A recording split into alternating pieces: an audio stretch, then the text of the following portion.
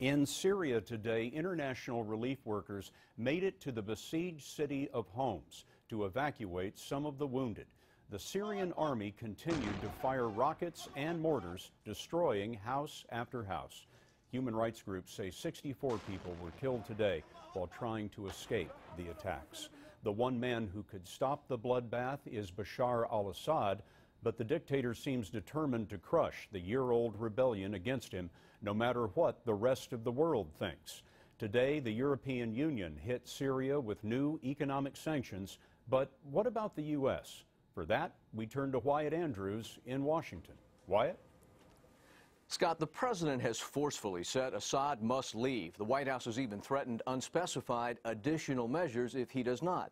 But when we sat down yesterday with Secretary of State Clinton, she described the limits the United States faces as it tries to pressure Assad out of office. How long does the killing go on before the additional measures you're talking about kick in? Well, I think, Wyatt, you have to be very clear-eyed about what is possible and what the consequences of anything you might wish to do could be. I am incredibly sympathetic to the calls that somebody do something, but it is also important to stop and ask what that is and who's going to do it and how capable anybody is of doing it. The U.S. has repeatedly said that it's reluctant to arm the dissidents. Why? Well, first of all, we really don't know who it is that would be armed. This is not Libya, where you had a base of operations in Benghazi, where you had people who were representing the entire opposition to Libya. You could get your arms around what it is you were being asked to do and with whom. We don't have any clarity on that. But Madam Secretary, what's the fear? Well, on the ground, what is the fear of arming the rebels? What are we going to arm them with, and against what?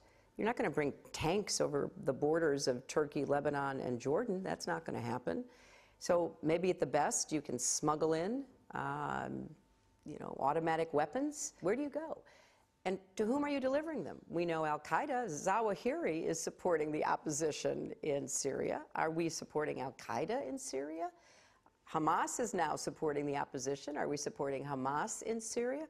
So I think, Wyatt, despite the great pleas that we hear from those people who are being ruthlessly assaulted by Assad, if you're a military planner or if you're a Secretary of State and you're trying to figure out, do you have the elements of an opposition that is actually viable, we don't see that. We see immense human suffering that is heartbreaking and a stain on the honor of those security forces who are doing it. Last Friday, the U.S. and Arab states announced sanctions aimed at Syrian business leaders mostly loyal to Assad. The president has warned the U.S. won't be a bystander in Syria, but Scott, the hope is that Assad gets tossed by his inner circle. Wyatt, thank you.